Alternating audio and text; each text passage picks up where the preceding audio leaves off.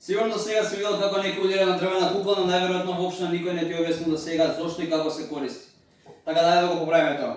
Најпрво, дрвената кукла е само тренинг алатка и не треба да се зема се што се прави од неа чисто во апликација. Што всушност репрезентира?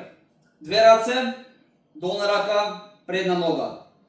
Овие раце не значи дека вака треба некој се бори против нас за да ги работиме техниките, туку може да значи оваа страна или лева рака или десна рака. Ова може да значи долен директ, аперкат, може да значи колено или директ. Океј? Ова е само предната нога на противникот, било да лева, било да десна. Очигледно, дрвената кукла има лимити, што значи дека она не може да мрда, треба ние да мрдаме околу нејза. Во реална ситуација треба да е обратно. Друго, во делот формата, во втората секција има движење, затоа што јас го правам ова, например.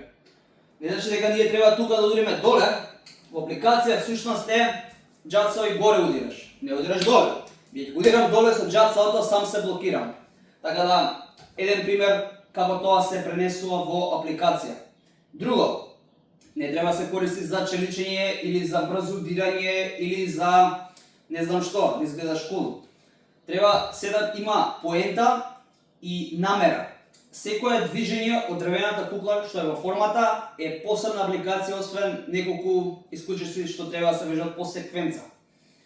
Ако сакаш да се челичиш, например, подобро земи си вреќа за удирање, боксови или торба на зид што можеш да ставиш што е полно со песок или ориз.